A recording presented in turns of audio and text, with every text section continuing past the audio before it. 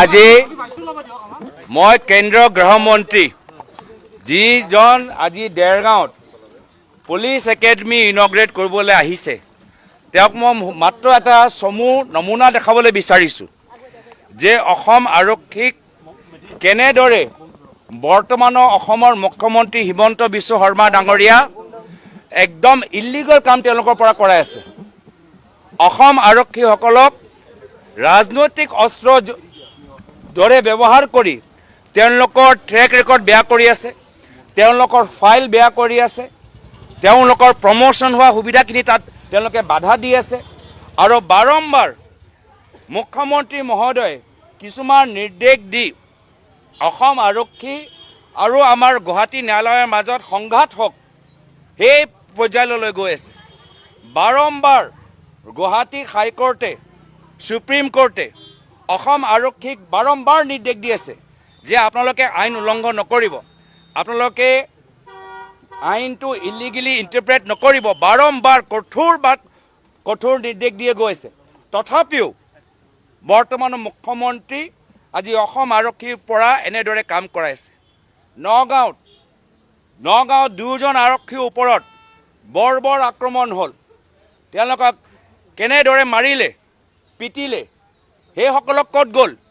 যিসকলৰ নাম অসমৰ মন্ত্ৰী পীযুষ হাজৰিকা ডাঙৰীয়া ল'লে তাৰ ভিতৰত সেই 8জন মানুহ যিসকলে পুলিচক ধৰিছে, ডিঙিত এনেকৈ হাত দিছে, এনেকৈ পাঞ্চ কৰিছে, কিক কৰিছে, তেওঁলোকৰ মেচিন গান কাঢ়ি লৈ গৈছে, সেইসকলক অসম আৰক্ষী নধৰে কিয়?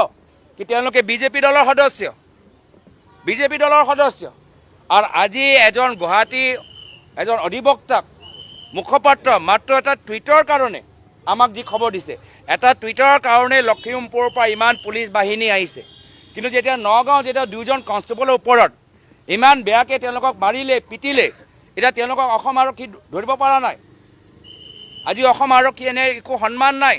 মই গৃহমন্ত্ৰী অমিত শ্বাহ ডাঙৰীয়াক নমুনা দিছোঁ কি চাওক, এয়া হৈছে মুখ্যমন্ত্ৰী হিমন্ত বিশ্ব শৰ্মা ডাঙৰীয়াৰ নেতৃত্ব অসম আৰক্ষী বেয়া ব্যৱহাৰ। কি যেতিয়া 2জন আৰক্ষীৰ ওপৰত আক্ৰমণ হয় তেতিয়া মুখ্যমন্ত্ৰী নিমাতিকনীয়া হৈ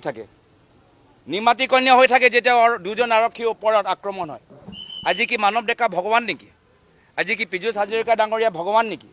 আজি হিমন্ত বিশ্ব শৰ্মা ডাঙৰীয়া ভগৱান নেকি? আজি গোটেই বিজেপি দলটো ভগৱান নেকি? অসমৰ মানুহে আৰক্ষীক পিটিব পাৰে, কিন্তু ভগৱানৰ বিৰুদ্ধে মাত মাতিব নোৱাৰে, ভগৱানৰ বিৰুদ্ধে টুইট কৰিব নোৱাৰে, মানৱ ডেকা ডাঙৰীয়াৰ বিৰুদ্ধে টুইট কৰিব নোৱাৰে, পীযুষ হাজৰিকা ডাঙৰীয়াৰ বিৰুদ্ধে টুইট কৰিব নোৱাৰে, হিমন্ত বিশ্ব শৰ্মা ডাঙৰীয়াৰ বিৰুদ্ধে টুইট কৰিব নোৱাৰে, আৰু বিজেপি দল হ'লে পুলিচক পিটিব পাৰে।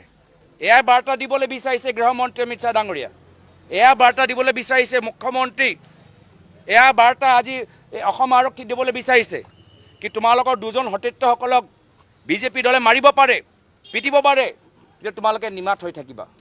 আৰু যদি অসম আৰক্ষীক আমি ইলিগেল অৰ্ডাৰ দিওঁ, যি অৰ্ডাৰ তেওঁলোকৰ ট্ৰেক ৰেকৰ্ড বেয়া কৰিব, যি অৰ্ডাৰ তেওঁলোকৰ প্ৰমোশ্যনত বাধা দিব, যি অৰ্ডাৰ তেওঁলোকৰ ওপৰত পিছত গৈ কেছ হ'ব, যি অৰ্ডাৰ পিছত গৈ গুৱাহাটী হাইকোৰ্ট সুপ্ৰিম কোৰ্টত তেওঁলোকে হাজিৰ হ'ব লাগিব, এনেধৰণৰ কামখিনি কৰাইছে। এনেধৰণৰ কামখিনি কৰি আজি কাক তেওঁলোকে বিপদত পেলাইছে? অসম আৰক্ষীক। মুখ্যমন্ত্ৰী হিমন্ত বিশ্ব শৰ্মা ডাঙৰীয়া এনেদৰে অসম আৰক্ষীক ব্যৱহাৰ কৰি অসম আৰক্ষীসকলক বিপদত পেলাই আছে। আৰু সেইকাৰণে আৰক্ষীসকলৰ আজি তেওঁলোকেও জানে যে তেওঁলোকৰ পৰা ইলিগেল কাম কৰাই আছে, কিন্তু তেওঁলোকে বাধ্য, তেওঁলোকে ক'ব পৰা নাই, কিন্তু আমি গম পাইছোঁ, আমি খবৰ পাইছোঁ। আজি সেইকাৰণে কেন্দ্ৰীয় গৃহমন্ত্ৰী অমিত শ্বাহ ডাঙৰীয়াক আজি এইখিনি বাৰ্তা কওক, আপোনালোকৰ সতীৰ্থসকলক সোধক কি গৃহমন্ত্ৰী আপোনালোকে পুলিচ একাডেমি দেৰগাঁৱত এইখিনি কথা শিকাবলৈ গৈছে নেকি? কি বিজেপিয়ে ইলিগেল কাম কৰালে আপোনালোকে মানি থাকক, নিমাত হৈ থাকক, আৰু 2জন সতীৰ্থৰ ওপৰত কোনোবা আক্ৰমণ কৰাৰ আগতে সুধিব লাগে কি আপোনালোকে বিজেপি নে বিজেপি নহয়, আৰু যদি বিজেপি হয় তেতিয়া নিমাত হৈ থাকিব লাগে।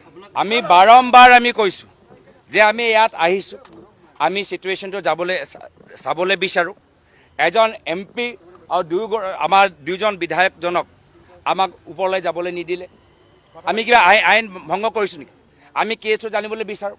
আমিও জানিবলৈ বিচাৰোঁ, যাৰ ফলত বিধানসভাত অসম আৰক্ষীক কেনেদৰে ৰাজনীতিকৰণ কৰা গৈছে আমাৰ বিধায়কসকলে উত্থাপন কৰিব পাৰিব। আমিও কেছৰ ডিটেইলছ ল'বলৈ বিচাৰোঁ। আমিও কেছ ল'বলৈ বিচাৰোঁ। কেইজন এমপি এটা প্ৰট'কল থাকে, লোকসভাৰ প্ৰট'কল থাকে, কিন্তু আজি অসম আৰক্ষী যিদৰে এজন এমপিক যিদৰে নিজৰ কোঅপাৰেশ্যন দিব লাগে, সমৰ্থন জনাব লাগে, আইন পালন কৰিব লাগে, প্ৰট'কল পালন কৰিব লাগে, এটাও কৰা নাই। অলপ দিন আগতেই অসম আৰক্ষীৰ ৰূপহী অচিত কেনেদৰে এজন সাংসদজনক মিছলিড কৰিলে সেৱাদনৰ ভিতৰত উত্থাপন হ'ল। আৰু সকলোৱে জানে, ৰাইজ চাই আছে। যদি কোনোবাই ভাবে যে ৰাইজে চোৱা নাই, ৰাইজে মন দিয়া নাই, গোটেইখিনি কথা ৰাইজে চাই আছে। আৰু এই গোটেইখিনি একশ্যন সব ফাইলত থাকিব। এইবোৰ সব কোন এনেধৰণৰ ইলিগেল কাম কৰিছে কোৰ্টৰ কগনিচেঞ্চ ল'ব।